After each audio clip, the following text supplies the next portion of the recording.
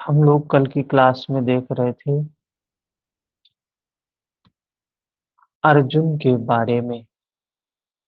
अर्जुन की क्या अवस्था है और वो भ्रम में, अज्ञान में किस तरीके से अपने आप को ग्रसित किया हुआ है। ऐसे हम लोग भी हैं। व्यवहार में अगर देखा जाए, हम अपनी भी बात कर रहे हैं कि वही अवस्था है जैसे अर्जुन की अवस्था थी।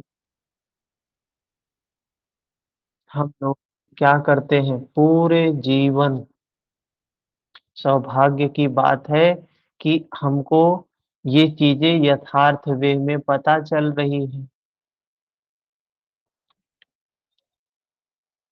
तो हम समझ रहे हैं कि हम भी मूर्ख हैं, हम भी मूढ़ हैं, हम भी गँवार हैं। मोनू जी, हरिओम। जिस प्रकार से अर्जुन की स्थिति थी, अर्जुन भी अपने आप को कम ज्ञानी नहीं समझ रहा था। अर्जुन अपने आप को भगवान कृष्ण से कम नहीं समझ रहा था, धर्म का ज्ञाता समझ रहा था अपने आप। कल क्या बताया? धर्म धर्म तो सब कहे, पर समझे कोई कोई। पर समझे कोई कोई या कोई नहीं। धर्म धर्म तो सब कर रहे हैं। अर्जुन भी कह रहा है सनातन धर्म नष्ट हो जाएगा, ये हो जाएगा, वो हो जाएगा। शुद्ध चित्त का चरण, शुद्ध धर्म है सोई। शुद्ध धर्म क्या है? शुद्ध चित्त का आचरण ही शुद्ध धर्म है। अर्जुन कह रहा है युद्ध करने से धर्म नष्ट हो जाएगा। ये धर्म, धर्म के लिए धर्म ही बाधक हो जाता है। क्या होता है? हम जब धर्म को सही मायने में नहीं समझते हैं तो हम धर्म के नाम पे कुरीतियां, भ्रम, रूढ़ियों के शिकार हो जाते हैं। आज भी हम सभी हैं कहीं ना कहीं। हम सिर्फ बातें ही कर रहे हैं। बातें करने से कुछ नहीं होता। धारण करे तो धर्म है, वरना कोरी बात। अगर हम सिर्फ बात ही कर रहे हैं, खूब उपदेश दे रहे हैं, खूब प्रवचन दे रहे हैं, जीवन में धारण नहीं कर रहे, मतलब चित्त हमारा शांत नहीं है, चित्त हमारा निर्मल नहीं है, तो हम धर्म में नहीं है। हमने धर्म को नहीं जाना, हमने धर्म को नहीं समझा, हमने धर्म का धारण नहीं किया। तो धर्म कोई छोटी सी वस्तु नहीं है जो ऐसे नष्ट हो जाती है, किसी के छूने से नष्ट हो जाए। रेखा जी, हरिओम।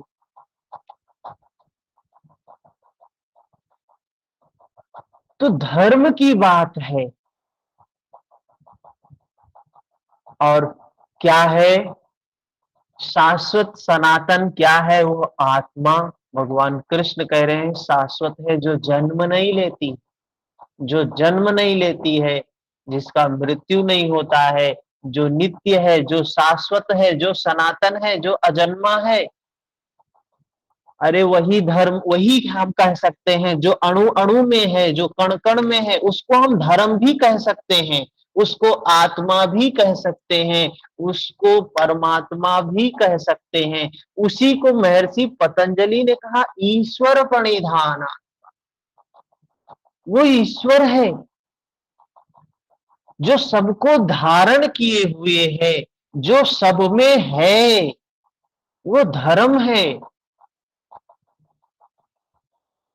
क्या कह रहे हैं? ये शरीर, शरीरों का परिवर्तन तो जैसे पुराने कपड़ों को हम बदलते हैं, पुराने कपड़ों को छोड़ता है, नया कपड़ा पहनता है, वैसे ही यह शरीर भी है। हम पुराने शरीर को छोड़ते हैं, नए शरीर को ग्रहण करते हैं। अब बात आती है, प्रश्न उठता है, ये पुराना शरीर तो नए नए युवा युवा बच्चे बच्चियां छोटे छोटे बालक क्यों मर जाते हैं? उन वो तो अभी नए ही है ना। नए से, पुराने से तात्पर्य है संस्कारों से। ये संस्कार हम कब निर्मित करते हैं? अज्ञानता की अवस्था में, भ्रम की अवस्था में, मोह की अवस्था में, आसक्ति की अवस्था में, कॉन्फ्लिक्ट द्वंद्व की अवस्था में हम संस्कारों का निर्माण करते हैं। और वे संस्कार हमको क्या करते हैं? नया भव दिलाते हैं, नया भव दिलाते हैं। अब होता है, हम कभी व्याकुल होते हैं, कभी शांत होते हैं, कभी सुखी होते हैं, कभी दुखी होते हैं। ऐसा क्यों होता है हमारे साथ? थोड़ी सी इस बात को समझे। तो हर क्षण हम क्या कर रहे हैं? संस्कार बना रहे हैं। हर क्षण हम बीज डाल रहे हैं, हर क्षण हम बीज डाल रहे हैं, हर क्षण बीज डालते हैं। उसका जो बीज हम डालते हैं अपने चित्त की भूमि पर, उसमें अंकुरण होता है, वो वृक्ष का रूप लेके फल लेके आता है। तो जैसा बीज हमने डाला है वैसा ही फल आने वाला है। हम सुख शांति के बीज डाल रहे हैं अभी, तो सुख शांति ही आने वाला है। दुख के, द्वेष के, दुर्भावना के बीज डाल रहे हैं, तो दुख द्वेष दुर्भावना ही आने वाली है। एक बीज, प्रकृति का नियम है, आप धरती में एक बीज डालो, आपको धरती कितना वापस करती है? धान का एक बीज बैठा दो बस, गेहूं का एक बीज बैठा दो बस, आम का एक बीज बैठा दो बस, वट का एक बीज बैठा दो बस। देखो होता क्या है, हम एक बीज बैठाते हैं, प्रकृति हमें 100 वापस करती है। आम बैठाओगे, एक बैठाओगे, 100 मिलेगा। अगर बबूल का वृक्ष बैठाओगे, एक बैठाओगे, तो 100 हजारों वृक्ष, हजारों बीज मिलेंगे, हजारों कांटे मिलेंगे। तो प्रकृति का बधा बधाया नियम है, इसमें कोई ईश्वर क्या कर सकता है? आपने बीज बैठाया जिस चीज का, उसमें कोई कुछ कर सकता है क्या? कदापि नहीं कर सकता है। ये बीज ही है हमारा फल लेके आता है, और वो फल शरीर के रूप में होता है। उसी को कह रहे हैं भगवान कृष्ण कि जैसे हम कपड़े बदलते हैं, वैसे ही ये शरीरों का परिवर्तन है, इसमें कोई भेद नहीं होता है। नैनं छिन्दन्ति शस्त्राणि नैनं दहति पावक, और उसको कोई काट नहीं सकता है। नैनं छिन्दन्ति शस्त्राणि, उसको कोई काट नहीं सकता है। उस आत्मा को कहे तो कोई नहीं काट सकता है, या एक बात और कहे, उस फल को भी कोई नहीं काट सकता है। हैं? आपने बीज बैठा दिया आम का, अब कोई प्रकृति की सत्ता उस पेड़ को उस नष्ट कर सकती है क्या? आपने बबूल का पेड़ बैठाया, कोई प्रकृति की सत्ता उसको नष्ट कर सकती है क्या? वो सिर्फ उसको बढ़ाएगी बढ़ाएगी बढ़ाएगी, वो नष्ट नहीं किया जा सकता है। और किसी भौतिक महाभूत से, किसी शस्त्र से, अग्नि से, वायु से, किसी से उसको कोई प्रभाव नहीं होता है। आपका जो बीज होगा, जो संस्कार होगा, उसको कोई काट नहीं सकता है। एक अर्थ ये भी निकलता है उस आत्म भाव का। ये आत्मा, ये आत्मा क्या है? ये भी विलीन होती है ना। आत्मा कब विलीन होती है? बूंद समानी समुद्र मा, जैसे बूंद समुद्र में समाती है। लेखा जी हरिओम। कहते हैं इस क्या है, आत्मा परमात्मा में मिल जाती, मतलब आत्मा मिलने वाली है किसी से ना। तो ये आत्मा को परमात्मा से मिलने में किसने बाधा दिया है, किसने रोका है? ये संस्कार रूपी बीजों ने रोका है। ये संस्कार रूपी बीजों ने रोक रखा है, वो उस परमात्मा से नहीं मिल पा रहा है। और ये फिर आगे क्या कहते हैं? आच्छेद्यो, ये छेदा नहीं जा सकता है, जलाया नहीं जा सकता है, गीला नहीं किया जा सकता है, समाहित नहीं कर सकता है। आकाश इसे अपने में समाहित नहीं कर सकता है।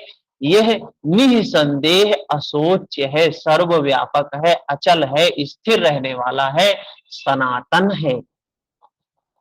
ये हम ये भी कह सकते हैं, यह सनातन प्रकृति का नियम है कि जो बीज बैठाओगे वही फल प्राप्त होगा, और एक बैठाओगे 10 प्राप्त होगा।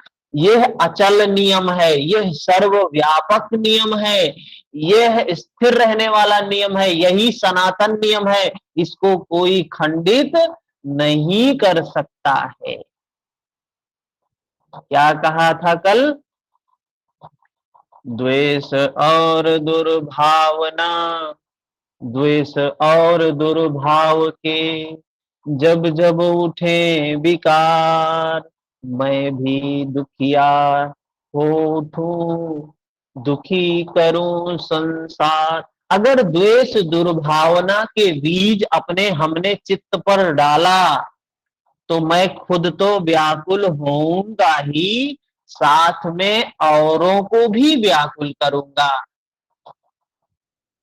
तो ये क्या है? ये भी स्थिर नियम है, अचल नियम है, सर्वव्यापक नियम है, सनातन नियम है। अपने चित्त को मैला करोगे तो व्याकुल होगे, अपने चित्त को निर्मल करोगे तो सुखी होगे, शांत होगे। ये नियम है प्रकृति का। हाँ, अर्जुन क्या कह रहा है?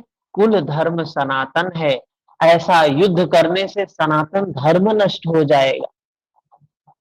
सनातन धर्म क्या है? कि चित्त को मैला किया तो चित्त व्याकुल हो जाएगा, और वो व्याकुलता अपने तक सीमित नहीं रहेगी। हमारे चित्त में क्रोध जागता है तो हम उसको और लोगों को भी डाइवर्ट करते हैं। हमारे चित्त में शांति जागती है, निर्मलता आती है तो उसको हम औरों को डाइवर्ट करते हैं। प्रकृति का नियम है, जो बीज डालोगे वही तो फल आएगा। आम का पेड़ कौन बैठाता है? आम का पेड़ तो कोई एक व्यक्ति बैठाता है ना, सारे लोग नहीं बैठाते जो जो आम खाते हैं। आम का पेड़ तो किसी एक व्यक्ति ने बैठाया, लेकिन खाते हैं कितने लोग? कितने लोग खाते हैं? सारे घर के लोग, आस पड़ोस के लोग, नात रिश्तेदार सब खाते हैं ना। हमने तो बीज एक हमने डाला था, लेकिन खाया सभी ने। क्या हुआ कि जब आपके चित्त में निर्मलता आती है, जब आपके चित्त में शांति आती है, उसका लाभ सबको मिलता है। आपको तो मिलता ही मिलता है, सबको मिलता है। लेकिन आपने बबूल का पेड़ बैठाया तो क्या कांटे सिर्फ आपको मिले? कितने राहगीरों को मिले, राह में आने जाने वालों को मिले, पशु पक्षियों को मिले। कितने लोगों का विदीर्ण किया आपने, कितने लोगों का आपने भाव पहुंचाया, उसमें माध्यम बना, क्योंकि बीज तो आपने ही डाला था। लेकिन भोगना और भी लोगों को पड़ता है। तो इसीलिए कहते हैं क्या? मैं भी व्याकुल ना रहूं, जगत न व्याकुल हो। मैं भी व्याकुल ना रहूं, जगत न व्याकुल होए।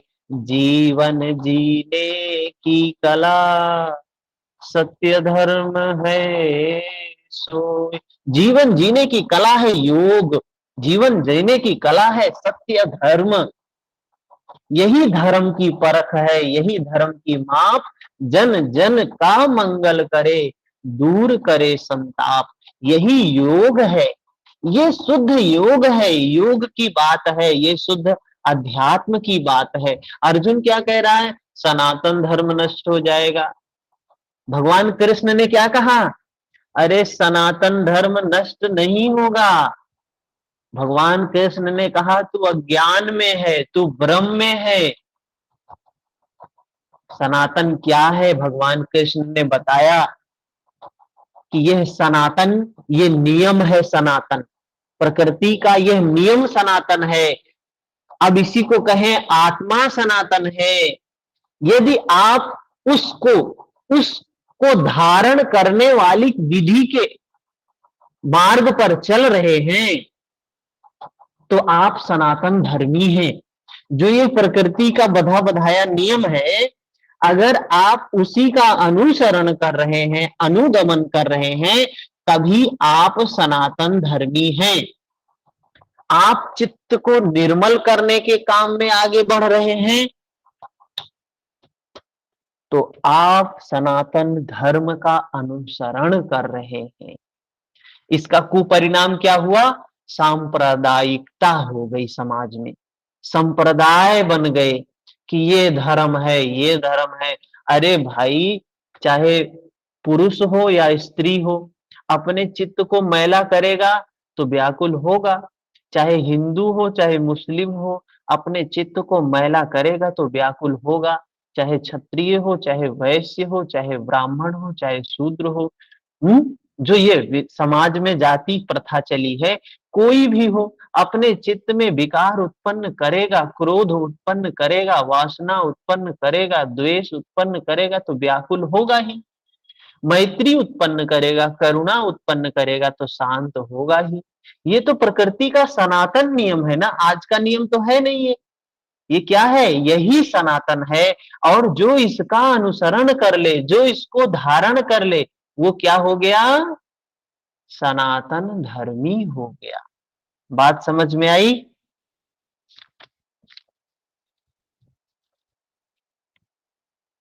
क्या परिभाषा धर्म की बताई गई, हमने क्या परिभाषा धर्म की समझ ली है। आगे क्या कहते हैं? अव्यक्तो अयम चिन्त्यो अयम विकार्यो अयम उच्यते तस्माद्देवं विदित्वैनं नानुशोचितुमर्हसि। कह रहे हैं यह आत्मा अव्यक्त अर्थात इंद्रियों का विषय नहीं है। मतलब अब यहां कंफ्यूजन था। ये आत्मा इंद्रियों का विषय नहीं है, लेकिन एक शब्द को अगर आपने पकड़ लिया होगा, प्रकृति का वह नियम, कौन सा? जो सनातन है। बीज डाला, जैसा बीज होगा प्रकृति उसी को बड़ा कर देगी। धरती एक ही है, आपके द्वार पे मिट्टी एक ही है, वातावरण एक ही है, पानी एक ही है, खाद एक ही है। फर्क किससे आ जाता है? सिर्फ बीज का फर्क आ जाता है। आम का बीज डाला, आम का फल आया। नीम का बीज डाला, नीम का फल आया। एक मीठा है, एक तीखा है। क्यों? ये प्रकृति का नियम है कि जैसा बीज होगा वैसा ही फल आएगा।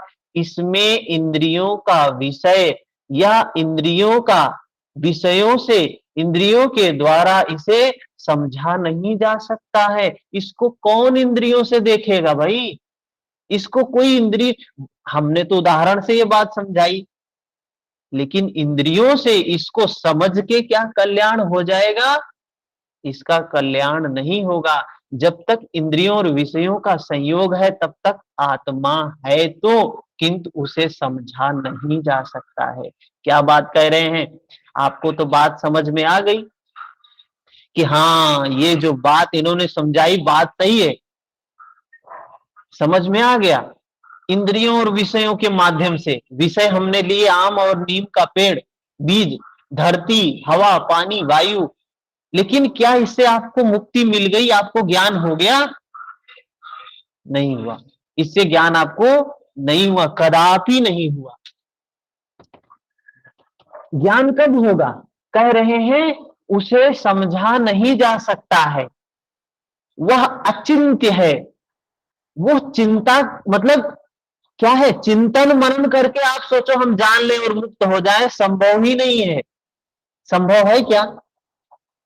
हमने बता दिया कि यह प्रकृति का नियम है और यही सनातन नियम है। ये हजारों सालों पहले भी होता था, लाखों सालों पहले भी होता था, आज भी होता है, हजारों लाखों साल बाद भी होगा। जो अपने मन में चित्त में विकार डालेगा विचलित होगा। जो अपने चित्त में मैत्री करुणा मोद इच्छा के बीज डालेगा वो शांत होगा ही, और होगा भी, और खुद को भी करेगा औरों को भी करेगा। है? कह रहे हैं ये अचिंत्य है, मतलब इसको सिर्फ चिंता करके चिंतन मनन करके सोच लो जान गए। हमने बताया आपके लिए श्रुत ज्ञान हो गया, आपने समझ लिया। क्या आप आपके अंदर विकार नष्ट हो गए? नहीं हुए। कहा वो अचिंत्य है। जब तक चित्त और चित्त की लहर है, जब तक चित्त में विकार है, तब तक वह शाश्वत है। तो किंतु हमारे दर्शन, बात आ गई ना, दर्शन उपभोग और प्रवेश के लिए नहीं है। अतः चित्त का निरोध करें। चित्त की बात कह रहे हैं यहां भी कि चित्त में जो ये वृत्तियां हैं, चित्त में जो ये विकार हैं, उनका समन करें। पीछे श्री कृष्ण बताए हैं कि असत वस्तु का अस्तित्व नहीं है और सत का तीनों कालों में अभाव नहीं है। वह असत है, वो सत क्या है? वह आत्मा, हम कह सकते हैं वह प्रकृति का नियम। वह प्रकृति का नियम क्या है? सत है।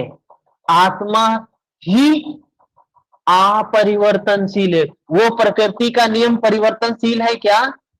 अरे भाई आज भी वही दंड दे रहा है। जो विकार आपने पैदा किया, धरती में बीज डाला, तो प्रकृति वही काम कर रही है जो लाखों साल पहले कर रही थी। प्रकृति वही काम करेगी जो लाखों साल बाद करेगी। तो यही तो सनातन हुआ। मतलब कोई भेदभाव नहीं करती है प्रकृति। ये नहीं देखती है कि ये पुरुष है, ये स्त्री है, ये ब्राह्मण है, ये शूद्र है। अरे चलो ब्राह्मण ने भी क्रोध किया है, इसको माफ कर दिया जाए। प्रकृति ऐसा करती है क्या? अरे ये बालक ने किया है, इसको माफ कर दिया जाए, इसको दंड ना दे। प्रकृति ने तो जैसा बीज डाला, प्रकृति वैसा ही फल देना शुरू कर देती। तो यही शाश्वत है, यही सनातन है, यही अव्यक्त है। तत्वदर्शियों ने आत्मा को इन विशेष गुण धर्मों से युक्त देखा। जो तत्वदर्शी हुए, हम भी हो सकते हैं तत्वदर्शी, आप भी हो सकते हैं तत्वदर्शी। तो जिन जिन ने इस तत्व का दर्शन किया, तत्वदर्शी जो जो हुए, उन्होंने यह गुण स्वभाव धर्म देखा कि हम क्रोध का बीज डालते हैं तो हजारों बीज के फल आते हैं, मैत्री का बीज डालते हैं, मैत्री के फल आते हैं। तो जो हम डालते हैं वही आता है। इसको तत्वदर्शियों ने देख लिया। न 10 भाषाओं के ज्ञाता ने देखा, न किसी समृद्धशाली ने देखा, बल्कि किसने देखा? तत्वदर्शियों ने देखा। तत्वदर्शी का मतलब सत्यदर्शी, सत्य को दर्शन करने वालों ने देखा। श्री कृष्ण ने आगे बताया कि तत्व क्या है?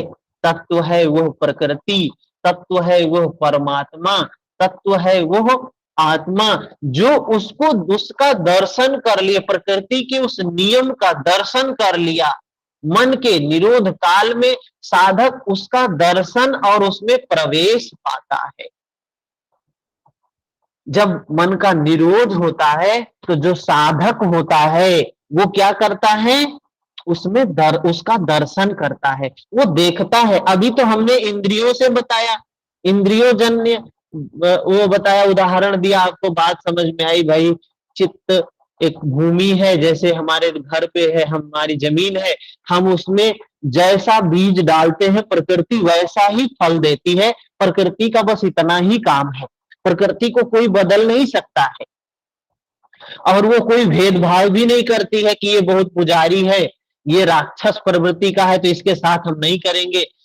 राक्षस कोई पेड़ बैठाएगा, आम का पेड़ बैठाएगा, राक्षसी प्रवृत्ति का अगर कोई व्यक्ति आम का पेड़ बैठाएगा तो उस वो अंकुरित नहीं होगा, वो पेड़ नहीं बनेगा, वो फल नहीं बनेगा।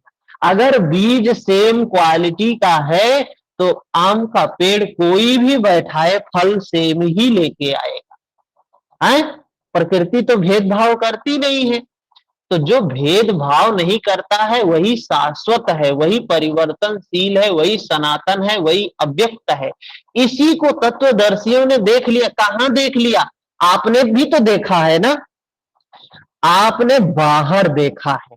आपने आम के पेड़, बबूल के पेड़, नीम के पेड़ पौधों में ऐसे बाहर तर्क से देखा है, चिंतन से देखा है, लेकिन आपने भावित प्रज्ञा से नहीं देखा है, भावनामयी प्रज्ञा से नहीं देखा है। लेकिन कल्याण कब होगा? भावनामयी प्रज्ञा। और महर्षि पतंजलि ने योग सूत्र में बताया ना कि उस ईश्वर का दर्शन, वही तत्व का दर्शन जो यहाँ भगवान कृष्ण कह रहे तत्वदर्शियों ने देखा, वही बात महर्षि पतंजलि ने कहा तत्व दर्शन कैसे करना है, ईश्वर प्रणिधान का क्या है बताया। आगे सूत्र क्या है? तज्जपस्त दर्थ भावनम, भावनामय प्रज्ञा से देखना है। उससे क्या होगा? सारे विकार समाप्त हो जाएंगे, चित्त अंतर्मुखी हो जाएगा। अभी हम बहिर्मुखी हैं, बहिर्मुखी। तत्प्रतिषेधार्थ एक तत्व का अभ्यास करने की बात कही है योग सूत्र में। कल देखा आपने, वही बात यहां भी कह रहे हैं, उस तत्व का दर्शन करें। और एक तत्व क्या है? श्री कृष्ण ने आगे बताया तत्व है वो परमात्मा, वो ईश्वर। मन के निरोध काल में साधक का उसमें प्रवेश हो जाता है, प्राप्ति काल में भगवान मिलते हैं। तो ये चीजें बता रहे हैं इस श्लोक में। फिर आगे क्या कह रहे हैं 26 नंबर श्लोक में? अथ चैनम नित्य जातम नित्यम वा मन्यसे मृतम तथापि त्वं महाबाहो नैव शोचितुम् अर्हसि। यदि तू इसे सदैव जन्मने वाला और सदा मरने वाला माने तब भी मुझे शोक नहीं करना चाहिए। क्या कह रहे हैं? आम का आपने पेड़ बैठाया तो आपने तो देखा कि आम का पेड़ आप बैठाए, अंकुरित हुआ, फल लेके आया, खूब फल खिलाया, खूब फल खिलाया, और आपके सामने ही क्या हो गया? बूढ़ा हो गया, जर्जरित हो गया, बीमार हो गया, रोग लग गया और सूख गया। है? ये आपने देखा, अपनी आंखों से देखा, आपने इस खुली आंखों से बाहर देखा। तो वो पेड़ बीमार हुआ, सूख गया, उसमें हमें दुख करना चाहिए क्या? उसका बीज का लाइफ उतना ही था मेरे भाई, उसका लाइफ उतना ही था, तो उतना दिन ही उसने जिया। अब उसको लेके हम रोए, अरे हमने पेड़ बैठाया था, इतना अच्छा फल देता, खूब अच्छा लगता था, सूख गया। तो रोने से कुछ मिलेगा क्या? कुछ नहीं मिलेगा। कह रहे हैं इसे सदैव जन्मने वाला, सदा मरने वाला माने तब भी तुझे शोक नहीं करना चाहिए, तुझे शोक नहीं करना चाहिए, व्याकुल नहीं होना चाहिए। हाँ? आगे 27 नंबर श्लोक में जातस्य हि ध्रुवो मृत्यु ध्रुवं जन्म मृतस्य च तस्मादपरिहार्यर्थे न त्वं शोचितुम् अर्हसि। क्या कह रहे हैं? ऐसा मान लेने पर भी कि जन्मने वाले की निश्चित मृत्यु होती है, मरने वाले का निश्चित जन्म होता है, इसलिए भी तू बिना उपाय वाले इस विषय में शोक करने लायक नहीं है। अरे थोड़ा सा ज्ञान का स्तर बढ़ गया, तो आपने सोचा कि अरे भाई रोना काहे को है, पेड़ था, बीज हमने बैठाया, फल दिया और सूख गया, इसमें रोए काहे को। और उस पेड़ से हजारों पेड़ उत्पन्न हो गए। जो पेड़ हमने बैठाया था आम का, वो पेड़ सिर्फ फल ही नहीं दिया, फल के साथ अनेक बीज भी दिए। उन अनेक बीजों को हमने धरती में कहीं न कहीं फिर बैठा दिया, वो फिर फल लेके आने लगे। तो अगर ऐसा भी मान रहा है कि जन्म तो हुआ, मृत्यु भी हो गई, लेकिन फिर जन्म हुआ है, फिर नए बीज आए हैं, उन बीजों को फिर से हमने बैठाया है, फिर वो फल दे रहे हैं, तो पुराने के लिए दुखी काहे को होना। अब पुराने पेड़ के लिए कोई दुखी थोड़ी ना होगा। नए बीज आए थे, उन नए बीजों को धरती में डाल दिया है, अभी वो फल दे रहे हैं, उनका आनंद ले रहा है। पीछे वाले के लिए दुखी काहे होता है कोई? कोई होता है क्या? कोई रोता है क्या कभी कि वो पीछे वाला पेड़ सूख गया, वो फल नहीं दे रहा है? अरे उस पेड़ ने जितने फल दिए, उन सब का, उन बीजों का फिर से वो रोपित कर दिया, धरती दे दिया, अब वो सारे फल दे रहे हैं। कोई याद भी नहीं करता है। बात सही है कि नहीं? तो कह रहे हैं इसलिए तू भी उपाय वाले, बिना उपाय वाले इस विषय शोक करने लायक नहीं है। शोक मत कर उसके लिए जिसका कोई इलाज नहीं है, उसके लिए शोक करना एक अन्य दुख को आमंत्रित करना है। एक बीज आपने बचपन में आम का पेड़ बैठाया, वो बड़ा हुआ, खूब फल दे रहा है, आपके सामने ही सूख गया, और उन जो फल आए उसमें भी बीज थे, उन बीजों को भी आपने धरती दे दी, वो भी फल दे रहे हैं। तो कोई मूर्ख व्यक्ति जो पहले वाले बीज पेड़ के सूखने पर रोएगा। वही भगवान कृष्ण अर्जुन को समझा रहे हैं, तू क्यों व्यर्थ की चिंता कर रहा है? अरे उसका कोई इलाज नहीं है, उससे कुछ नहीं होने वाला है। वो पेड़ का लाइफ उतना ही था, उन संस्कारों का लाइफ उतना ही होता है जितना दिन जीवित होते हैं, हाँ? तो उसके लिए शोक नहीं करना। अगर कोई व्यक्ति शोक कर रहा है, अरे हमने वो पेड़ बैठाया था, वहां से लेकर आए थे, बहुत अच्छा पेड़ था, बहुत फल देता था, अगर कोई ऐसे कर रहा है तो आप उसको क्या कहेंगे? आप ही बताइए क्या कहेंगे उसको? उसको समझाएंगे, अरे क्यों मूर्खता कर रहा है, क्यों मूर्खों जैसे काम कर रहा है। भगवान कृष्ण अर्जुन को भी वही चीज समझा रहे हैं जो आप उसको समझाएंगे।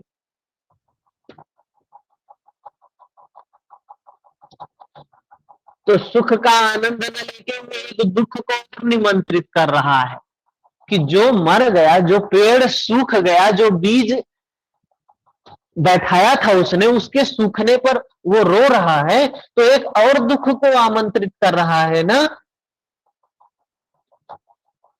आगे फिर क्या कहते हैं 28 नंबर सूत्र श्लोक में,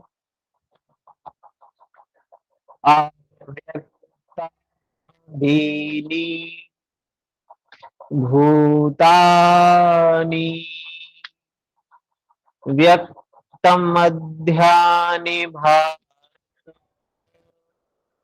अव्यक्त निधनान्येव तत्र का परिवेदना। अर्जुन अर्जुन को बोल रहे, समझा रहे, आप जैसे समझाएंगे। अगर आपके सामने कोई ऐसा व्यक्ति रो रहा है, व्याकुल हो रहा है, तो आप उसको समझाएंगे, वैसे अर्जुन भी समझा रहे हैं, भगवान कृष्ण भी अर्जुन को समझा रहे। अर्जुन, संपूर्ण प्राणी जन्म से पहले बिना शरीर वाले थे। मतलब जैसे वो बीज, आम का बीज क्या पेड़ था क्या? जब आपने बैठाया था तो वो पेड़ नहीं था, आपने तो बीज बैठाया था। वैसे कह रहे हैं संपूर्ण प्राणी शरीर से, जन्म से पहले बिना शरीर वाले हैं, और मरने के बाद भी बिना शरीर वाले हो जाते हैं। वो बीज जो आपने धरती में बैठाया था, वो अंकुरित हुआ, पेड़ बना, फल लेके आया। फल लेके आया तो फिर किस रूप में हो गया? फल का उपभोग हमने कर लिया, फिर वो बीज रूप में हो गया कि नहीं हुआ? वही कह रहे हैं, जन्म से पूर्व बिना शरीर वाला, मृत्यु के पश्चात भी बिना शरीर वाला, केवल जन्म और मृत्यु के बीच में ही शरीर धारण किए हुए हम दिखाई देते हैं, जैसे वो आम का पेड़। अतः इस परिवर्तन के लिए व्यर्थ की चिंता क्यों करते हो? क्यों करते हो व्यर्थ की चिंता? चिंता नहीं करनी चाहिए। वही हाल जैसे आम के पेड़ का है, वही हाल हमारे शरीर का है। इस आत्मा को देखता कौन है? अब कह रहे हैं, अगले श्लोक में बता रहे हैं, उस नित्य को, उस शाश्वत को, उस सनातन को, उस प्रकृति के धर्म को, उस आत्मा को कौन देखता है? कौन देखता है? इस पर कहते हैं, क्या कहते हैं? वही बात आएगी जो पहले आई थी, कुछ नया नहीं कह रहे हैं। वही बात आएगी जो योग सूत्र में कहा है, वही बात आएगी जो भगवान बुद्ध ने कहा है, वही बात आएगी जो कबीर ने कहा है। क्या कह रहे हैं? आश्चर्यवत् पश्यति, आश्चर्यवत् पश्यति। पश्यति, पश्यति का मतलब क्या होता है? कोई बताएगा? देखना, दर्शन करना। देखने की बात महर्षि पतंजलि भी कह रहे हैं, देखने के लिए ही कह रहे हैं। संप्रज्ञात, सम्यक प्रकार से ज्ञात मतलब देखना, जानना है, वही चीज कह रहे हैं और कुछ नहीं कह रहे, कोई अलग चीज नहीं कह रहे। कैसे देखना? आश्चर्य, आश्चर्यवत् पश्यति कश्चिदेन माश्चर्यवद्ददति तथैव चान्यः आश्चर्यवच्चैनमन्यः शृणोति श्रुत्वाप्येनं वेद न चैव कश्चित्। भगवान श्री कृष्ण कहते हैं, पहले श्री कृष्ण ने कहा था कि इस आत्मा को तत्वदर्शियों ने देखा है। भगवान कृष्ण ने पहले क्या बताया था कि इस आत्मा को किसने देखा है? तत्वदर्शियों ने, सत्य का दर्शन करने वालों ने। तो क्या है? ये प्रकृति का नियम है। हमने समझाने के लिए और एक आपको ऑप्शन दे दिया कि यही समझ लीजिए, ये आत्मा इक्वल टू ये प्रकृति का नियम या प्रकृति। तो क्या है? कह रहे इसको तत्वदर्शियों ने देखा। और प्रकृति का नियम क्या है? कि भाई जो बीज डालोगे वो बीज बड़ा हो जाएगा, वही बीज प्रकृति, प्रकृति उसी को बड़ा करेगी। प्रकृति कुछ नहीं करती, बीज तो आप ही डालते हैं। बीज कौन डालता है? बीज आप ही डालते हैं, बीज कोई और नहीं डालता है। बीज डालने का काम आपका है। प्रकृति का काम तो सिर्फ उसको बड़ा करने का है। आपने जो दे दिया प्रकृति को, वो ही वो बड़ा कर देगी। तो कह रहे हैं इसको पहले तत्वदर्शियों ने देखा है। अरे आपने भी देखा, बाहर से देखा, लेकिन और कौन? कह रहे हैं अब तत्व दर्शन की दुर्लभता पर प्रकाश डालते हैं कि कोई बिरला महापुरुष ही इस आत्मा को आश्चर्य की तरह देखता है। कह रहे हैं कोई बिरला महापुरुष ही इसको अपने अंदर में देख पाता है या देखता है। जो ये प्रकृति का नियम है ना, कह रहे हैं कोई बिरला महापुरुष ही इसको देखता है, सुनता है, प्रत्यक्ष देखता है। और वैसे ही दूसरा कोई महापुरुष ही आश्चर्य की तरह इसके तत्व को कहता है। जिस तरीके से मैं इस बात को बोल रहा हूं, कह रहे हैं कोई महापुरुष ही आश्चर्य की तरह इसके तत्व को कहता है। अगर हम आपको ये बात समझा रहे थे, आश्चर्य की बात यह है कि जो समझेगा, कोई दर्शन किया होगा, कोई देखा होगा, तभी उन चीजों को समझा सकता है। ये जो बात मैं बता रहा हूं, ये तो यहां भी नहीं लिखा है, लेकिन गलत नहीं लिखा है, यहां कुछ अलग वे से हम समझा रहे हैं। तो अंडरस्टैंडिंग जब होगी तभी तो समझा सकता है कोई व्यक्ति, और समझा वही सकता है जब तत्वदर्शी कोई है। तो ये जो गीता लिखा है स्वामी जी ने, ये एक तत्वदर्शी महापुरुष है, इन्होंने उस तत्व का दर्शन किया है, तब हमको ये बता रहे हैं। तो कह रहे हैं, वही बात कह रहे हैं, कोई तत्वदर्शी कोई महापुरुष आश्चर्य की तरह ही इसके तत्व को कहता है। जिसने देखा है वही यथार्थ कह सकता है। दूसरा कोई विरला साधक इसे आश्चर्य की भांति सुनता है, जैसे आप सुन रहे हैं। आपको लग रहा होगा कि कितनी सिंपल सी बात भगवान कृष्ण कह रहे हैं, कितनी साधारण सी बात भगवान कृष्ण अर्जुन को समझा रहे हैं। अगर यही घटना हमारे सामने कोई व्यक्ति बाहर करने लगे तो हम उसको समझाएंगे जैसे भगवान कृष्ण समझा रहे हैं, वही चीज करेंगे। लेकिन अंदर में हमारे सबके भीतर में वही चल रहा है। करें कोई दूसरा विरला साधक इसे आश्चर्य की भांति। अभी यहां भी 10 लोग 15 लोग आगे भी सुनेंगे, क्या सारे लोग आश्चर्य की भांति सुनेंगे? एकाध लोग ही होंगे जो इस धर्म की बात को आश्चर्य से सुनेंगे। अरे कितनी महान बात है, कितनी सरल भाषा में बताई गई है, हमको क्यों समझ में नहीं आती? तो कह रहे हैं कोई बिरला महापुरुष ही होगा जो दर्शन करेगा, कोई बिरला महापुरुष ही होगा, तत्वदर्शी ही होगा जो आश्चर्य से बोलेगा, और कोई बिरला श्रोता भी होगा जो आश्चर्य से सुनेगा। ये तीनों महत्वपूर्ण है, तीनों मिलने दुर्लभ हैं।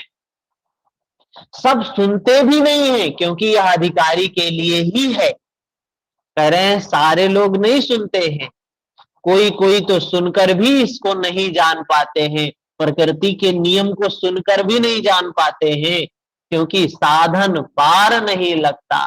आप लाख ज्ञान की बातें सुने, समझे, बाल की खाल निकाल कर समझे, लालायित भी रहे, किंतु मोह बड़ा प्रबल होता है। थोड़ी देर बाद ही आप अपनी सांसारिक व्यवस्थाओं में लिप्त हो जाते हैं। बात तो थोड़ी देर सुनी, समझ में आई, लेकिन जैसे क्लास खत्म हुआ फिर मैं मेरा मेरा ये बीज डालना शुरू कर दिए। धरती में चित्त की भूमि में बीज डालना शुरू कर दिए। कह रहे हैं ऐसा श्रोता मिलना भी दुर्लभ है जो धारण कर ले। अंत में श्री कृष्ण निर्णय देते हैं। क्या निर्णय देते हैं? देहि नित्यम अवध्येयो देहे सर्वस्य भारत तस्मात् सर्वाणि भूतानि न त्वं शोचितुर्महसि। अर्जुन, यह आत्मा सबके शरीर में सदैव अवध्य है, अवध्य है, सबके शरीर में आवध्य है। मतलब क्या है? अकाट्य है। इसलिए संपूर्ण भूत प्राणियों के लिए तू शोक करने योग्य नहीं है। मतलब ये जो प्रकृति का नियम है ये सब में है। भाई आम का पेड़ आपने बैठाया है, उसमें भी वही प्रकृति की सत्ता काम कर रही है। बबूल का पेड़ बैठाया है, नीम का पेड़ बैठाया है, उसमें भी वही प्रकृति की सत्ता काम कर रही है। सब जगह वही प्रकृति की सत्ता काम कर रही है। अवध्य है, उसको कोई काट नहीं सकता है। वो प्रकृति की सत्ता कभी नष्ट नहीं हो सकती है। इसलिए संपूर्ण भूत प्राणियों के लिए तो शोक करने योग्य नहीं है। अरे कोई पेड़ सूखा हो गया, आपने बीज डाला, हो सकता है कि वो बीज अंकुरित होके सूख जाए, 2 4 6 सालों में सूख जाए, हो सकता है ना, फल ना दे। तो दुखी काहे के लिए होते हो उसके लिए? दुखी नहीं होना, उसका लाइफ उतना था उतना ही रहा। और सांसारिक जीवन में कोई दुखी भी नहीं होता है। बैठाया अपना, सोचता है अपना हम कर्म किए और फल जो आना था वो आएगा, जो आना होगा आएगा, जब आना होगा आएगा, उसके लिए हम दुखी क्यों हो। तो प्रकृति का जो नियम है, जिसको कहे आत्मा है, जो धर्म है, सनातन है, शाश्वत है, सत्य है, इस तथ्य का प्रतिपादन करके, इसका प्रभुता सहित वर्णन करके यह प्रश्न यही पूरा हो जाता है। अब प्रश्न खड़ा होता है कि इसकी प्राप्ति कैसे हो। जो बाहर से हमने समझ लिया धर्म की बात, प्रकृति के नियम की बात, उसकी प्राप्ति कैसे, मतलब वो धारण कैसे हो, उसको हम जाने कैसे। तो संपूर्ण गीता में इसके लिए दो मार्ग बताए गए, एक निष्काम कर्म, दूसरा ज्ञान योग। महर्षि पतंजलि ने भी बताया है। क्या बताया है, कोई बता सकता है?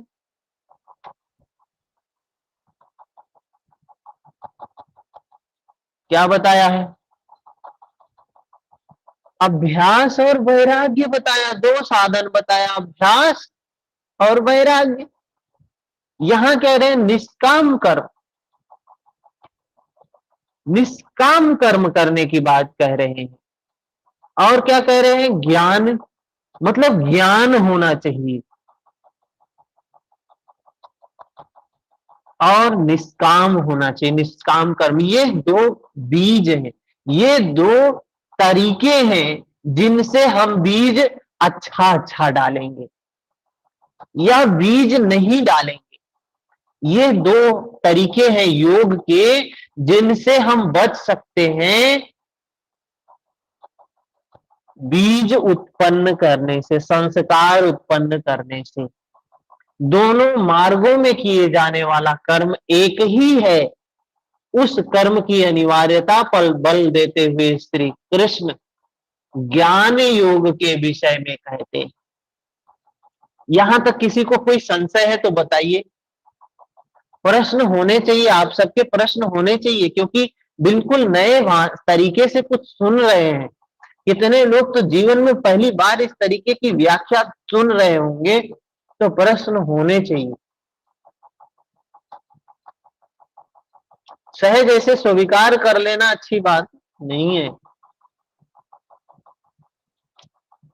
कितने लोग होंगे गीता के श्लोक सारे याद होंगे, हमको तो नहीं याद है। मैं तो सच बताऊं अभी पहली दूसरी बार ही पढ़ रहा हूं।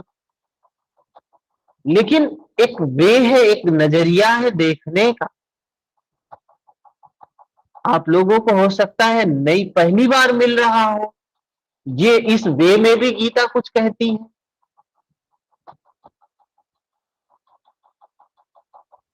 कोई प्रश्न नहीं है किसी का? जब हम बोलते हैं, जब किसी की मृत्यु होती है तब हम बोलते हैं यदि उसके शरीर से आत्मा निकल गई, हम्म, कहते हैं। तो हम्म, आत्मा निकल गई माने पूरे संस्कार में से निकल गए, क्या कहेंगे उसको? ठीक है। आत्मा बताया ना, जैसे बीज हमने डाला था, हम्म, धरती में हमने बीज डाला, पेड़ हो गया। अब हम पेड़ को बोले ये शरीर है। जब तक पेड़ है तब तक कहे इसमें जीव है। जब पेड़ समाप्त हो गया तो हम बोलते हैं ये समाप्त हो गया। इतनी बात तो हमें स्थूल रूप में दिखाई देती है, लेकिन इसके पीछे देखेंगे गहराई से बहुत सारी चीजें होती हैं। हमने बीज एक डाला, पेड़ हुआ, फल लेके आया। अब वो जो फल आया है वो भविष्य का निर्धारण करता है। हमने फल का उपभोग किया, उसका आशय हमने फिर उसमें बीज डाल दिया, उस फल का फल हमने बीज डाल दिया, फिर फल आने लगा। हमको तो एक तरफ दिखाई दे रहा है, एक पेड़ हमने बैठाया था, वो पेड़ सूख गया और समाप्त हो गया। लेकिन उसकी गहराई में जाके देखेंगे, नहीं, वो सूखा है, वो समाप्त नहीं हुआ। एक पेड़ आपने बैठाया, उस पेड़ से बहुत सारे बीज आए, वो सारे बीज अभी फल दिए जा रहे हैं। तो ये जो आत्मा का कॉन्सेप्ट है कि ये बंधन का कॉन्सेप्ट है, ये बंधन जो है, ये संस्कार जो है, एक तो हमने बैठा, जन्म हुआ और समाप्त हो गया, उसके दौरान हमने खूब कर्म संस्कार निर्मित किए, खूब संस्कार निर्मित किए, और वो संस्कारों की वजह से अब आगे फल आने वाला है। बीज रूप में जो संस्कार है वो नया भव दे दिए। ये तो शरीर का था आना और जाना ना, लेकिन वो बीज, संस्कार रूपी बीज हमको नया भाव दे दिए। जैसे उस आम के पेड़ से जो तमाम फल आए, उससे नया नया पेड़ जन्म ले लिया। यही हमारे साथ होता है। और भगवान कृष्ण कह रहे योग क्या है कि संस्कार समाप्त होने चाहिए, बीज का निर्माण नहीं होना चाहिए। तो दो चीजों के लिए अब बताया हमारा लक्ष्य क्या है, मनुष्य का लक्ष्य क्या है। एक लक्ष्य है कि जो पुराने संस्कार हैं, जो पुराने बीज हैं, वो सब क्षय हो जाए, नाश हो जाए उनका, एक लक्ष्य है। दूसरा लक्ष्य क्या है, नए बीज का निर्माण ना हो। दो लक्ष्य बताया। ये दो लक्ष्य है हमारा, मनुष्य का दो लक्ष्य है कि जितना पूर्व संचित पूंजी है संस्कारों की, वो सब डिलीट हो जाए और नए संस्कार निर्मित ना हो। तो इसमें दो योग बता दिए। भैया हम्म इसमें ऐसा है कि पुराने संस्कार तो जाने अनजाने हम पुराने कर्मों को तो काट ही रहे हैं, है ना? थोड़ा समझदार है, पढ़ा लिखा, मतलब जो अध्यात्म में है वो उस हिसाब से अपना व्यवहार रखेगा, ठीक है? क्षय करेगा, लेकिन नए संस्कार तो हर क्षण बनते हैं, मतलब मन में हम कोई क्रिया करें चाहे ना करें, मन में विचार आया और संस्कार बन गया, तो उस देखें, उस समझ पे गया मैं। कैसे कंट्रोल करें? हाँ। हाँ, मैं समझ गया आपका जो प्रश्न है। आप अर्जुन की भांति बात कर रहे हैं कि अर्जुन, जैसे अर्जुन था, क्या स्थिति थी, अर्जुन भी अपने आप में ज्ञानी था। अर्जुन अपने आप में धर्म की बात कर रहा था, सनातन धर्म की बात कर रहा था ना। लेकिन यथार्थ में क्या था, वो भ्रम में था, ज्ञान में था। हमने बताया एक तो हमको पुराने संस्कारों को डिलीट करना है, समाप्त करना है, दूसरा नए संस्कारों को निर्मित नहीं करना है। तो भगवान कृष्ण ने दो मार्ग बताया, एक बताया कर्मयोग। कर्म बताया, क्यों, ये कर्म क्या करेगा, कर्म योग बताया। कर्म योग क्या करेगा, नए संस्कारों का निर्माण नहीं होने देगा। ये क्या करेगा, नए बीज को बनने नहीं देगा। अगर हमको नया बीज नहीं बनाना है, नया संस्कार नहीं निर्मित करना है, तो हमें क्या करना चाहिए, कर्म योगी होना चाहिए। और पुराने संस्कार कैसे समाप्त होंगे, ज्ञान योग से। ये दोनों, कर्म योग और ज्ञान योग। आगे क्या कहते हैं, यहां देखिए 31 नंबर श्लोक, स्वाधर्म अपि चावेक्ष न विकम्पितुर्महसि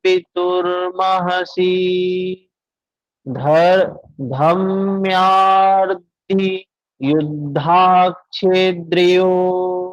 अन्यत्र क्षत्रियस्य न विद्यते। बड़ी महत्वपूर्ण बात कह रहे हैं अर्जुन। स्वाधर्म देखकर भी तू भय करने योग्य नहीं है।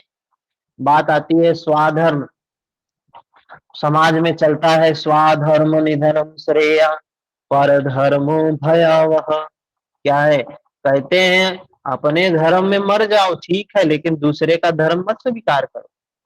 उनको क्या समझ है दूसरे का धर्म, दूसरे का धर्म, ये हिंदू धर्म, ये बौद्ध धर्म, ये मुस्लिम धर्म, ये ईसाई धर्म, ये धर्म है क्या, ये धर्म नहीं है।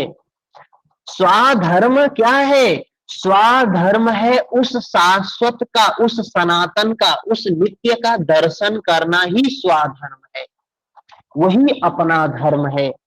मनुष्य का धर्म क्या है, जो प्रकृति की सत्ता का, प्रकृति के कार्य का प्रकृति के स्वभाव का, गुणों का, धर्म का दर्शन कर ले, जिसको कह रहे हैं तत्वदर्शियों ने देखा है, वो क्या है? जो दर्शन कर ले, दर्शन करना ही अपना स्वाधर्म है, मनुष्य का धर्म है। ठीक है, क्योंकि धर्म संयुक्त युद्ध से बढ़कर अन्य कोई परम कल्याणकारी मार्ग क्षत्रिय के लिए नहीं है। कह रहे हैं क्षत्रिय का काम क्या है?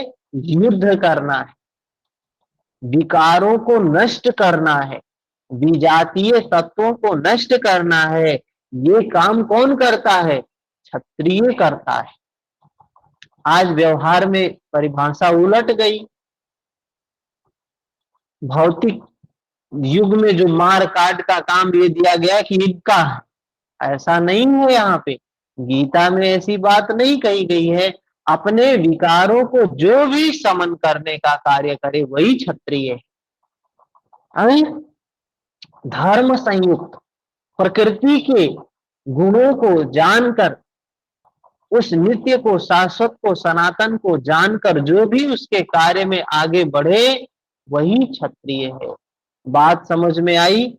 चलिए ऐसे ही इसको आगे देखते देखते चलेंगे। जिस प्रकार से योग सूत्र में सारी बातें बताई गई है, वैसे ही इसमें भी भगवान कृष्ण ने सारी बातें बताई है। कोई कंफ्यूजन नहीं होगा, सारा सब कुछ स्पष्ट हो जाएगा। जरूरी है बात समझने की। अगर जब हमको जीवन में धर्म की बात समझ में आ जाती है तो हम धर्म को धारण भी करने लगते हैं। जीवन भर हम धर्म को समझ ही नहीं पाते हैं तो धारण करने की बात ही दूर की है। लोग कहते हैं, धर्म की बात लोग करते हैं, सारे लोग धर्म की बात करते हैं, लेकिन उसके बारे में समझते नहीं है। समझाते हैं लेकिन समझ नहीं है। क्यों नहीं है? क्योंकि अगर समझ होता तो पहले खुद ही धारण कर लिए होते, और धारण करे तो लाभ है, लाभ दिखाई नहीं देता है। जो उपदेश देते हैं उनको देखिए कितने व्याकुल हैं, कितने अशांत हैं। अरे यहाँ तक कि अगर कोई एक शब्द का तीर फेंक दे ना तो आग बबूला हो जाते हैं। धर्म अगर धारण किया है उसको क्रोध का नामो निशान नहीं होना चाहिए।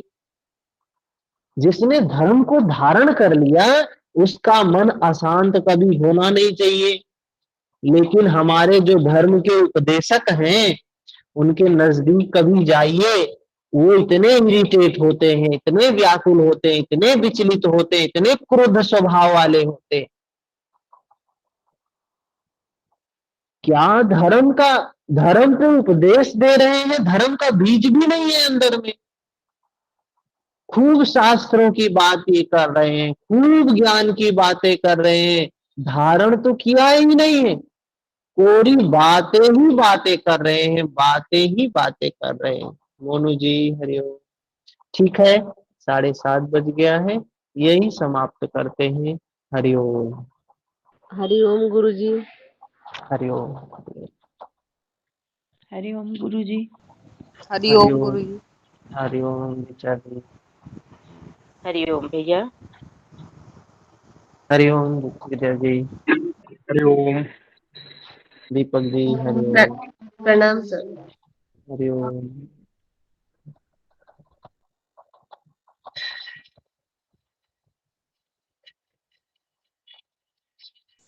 सर